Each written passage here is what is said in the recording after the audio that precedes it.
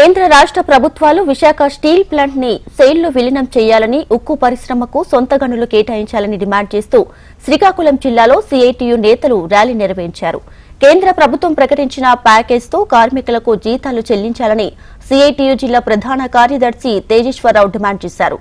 ఇక ప్లాంట్లో కాంట్రాక్టు కార్మికుల తొలగింపులు ఆపాలన్నారు. ప్రైవేటీకరణ విధానాలను, అక్రమ తొలగింపులను ప్రశ్నిస్తే కార్మిక నేతలకు షోకాజ్ నోటీసులు ఇవ్వడం దుర్మార్గమని తేజేశ్వరరావు అన్నారు.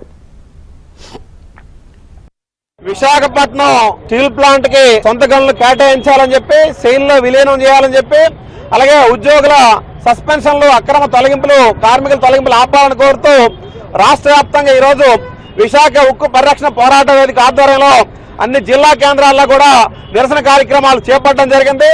ఈరోజు కేంద్ర ప్రభుత్వం ప్రకటించిన ప్యాకేజీ డబ్బులను కూడా ఈరోజు సొంతగా అంటే నిత్య ముడి సరుకులు కొనుగోలుకు కానీ, ఉద్యోగుల వేతనాలకు కూడా ఇవ్వకూడదని చెప్పి కేంద్ర ప్రభుత్వం ఒకవైపు షరతు విధించడం, అలాగే వాటిని అప్పు రూపంలో ఇచ్చారు తప్ప అదేమీ పూర్తిగా ప్యాకేజీ కింద ప్రకటించినా సరే దాన్ని ప్లాంట్ అభివృద్ధికి ఉపయోగించుకునేందుకు ఆటంకాలు కల్పిస్తున్న నేపథ్యంలో ఈరోజు కూటమి ప్రభుత్వం గతంలో ప్రతిపక్షంలో ఉండేటప్పుడు మేము అధికారంలోకి వచ్చినట్టయితే స్టీల్ ప్లాంట్ ని ప్రభుత్వ రంగంలోనే కొనసాగిస్తాము, అలాగే విశాఖపట్నం స్టీల్ ప్లాంట్ కి సొంత గనులు కేటాయిస్తామని చెప్పి ప్రకటించినటువంటి ముఖ్యమంత్రి చంద్రబాబు, ఉప ముఖ్యమంత్రి పవన్ కళ్యాణ్ గాని, బీజేపీ నాయకులు కానీ ఈరోజు కేంద్ర ప్రభుత్వం వీరు ఎందుకు నిలదీయలేకపోతున్నారని చెప్పి మేము ప్రశ్నిస్తున్నాం. 32 మంది ఆత్మ బలిదానాలతో విశాఖ ఉక్కు ఆందోళనకి అని చెప్పి పెద్ద ఎత్తున దేశవ్యాప్తంగా పోరాటం చేయడం